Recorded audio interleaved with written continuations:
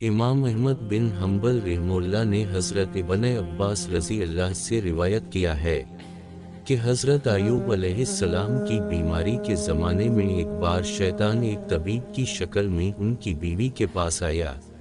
انہوں نے اسے طبیب سمجھ کر حضرت ایوب علیہ السلام کے علاج کی درخواست کی، تو شیطان نے کہا کہ میں اس شرط پر علاج کروں گا کہ اگر انہیں میرے علاج سے شفا ہو جائے تو یوں کہہ دیں کہ تو نے شفا دی، میں اس کے علاوہ کچھ اور نذرانہ نہیں چاہتا۔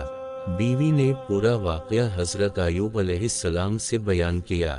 واقعہ سن کر انہوں نے فرمایا، وہ طبیب کے روگ میں شیطان تھا، میں عہد کرتا ہوں کہ اگر اللہ تعالیٰ نے مجھے شفا دے دی تو میں تجھے 100 چھڑی ماروں گا۔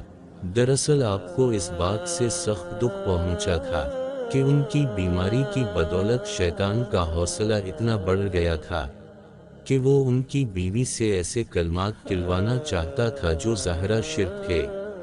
یہ ایک واقعہ بھی ازالہ مرض کے لیے دعا کا باعث بنا۔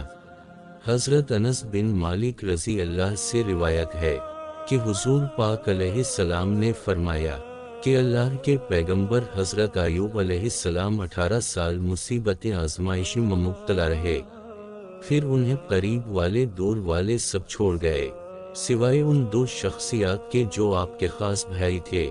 وہ آپ کے پاس صبح شام آتے، تو ایک مرتبہ ایک نے دوسرے کو کہا تو جانتا ہے کہ اللہ کی قسم شاید ایوب جیسا گناہ جہاں والوں میں سے کسی نے نہیں کی ہوگی۔ ساتھی نے دریافت کیا کہ وہ کیسے؟ کہا کہ دیکھو انہیں 18 سال ہو گئے ہیں، ان کی بیماریاں دور نہیں ہوئی اور اب تک اللہ نے ان پر رحم نہیں فرمایا۔ اگر ایسی بات نہ ہوتی تو رب ان کی بیماریوں کو دور فرما دیتا۔ پھر دونوں شام کو حضرت ایوب علیہ السلام کے پاس گئے تو اس شخص سے رہا نہ گیا اور وہ حضرت ایوب علیہ السلام سے اس بات کا ذکر کر بیٹھا۔ حضرت عبید بن عمیر رحمہ اللہ سے روایت ہے کہ حضرت ایوب علیہ السلام کے 2 بھائی تھے، وہ دونوں ایک دن آپ کے پاس آئے تو آپ کے زخموں کی بو کی وجہ سے قریب نہ آ سکے اور ذرا دور کھڑے ہو گئے۔ پھر ایک نے دوسرے سے کہا کہ اگر اللہ تعالیٰ ایوب علیہ السلام میں کوئی بھلائی خیر جانتا تو ان کو اس طرح امراض میں مبتلا نہ کرتا۔ اس بات سے حضرت ایوب علیہ السلام کو اس قدر تکلیف ہوئی کہ پہلے کبھی کسی سے نہ ہوئی تھی۔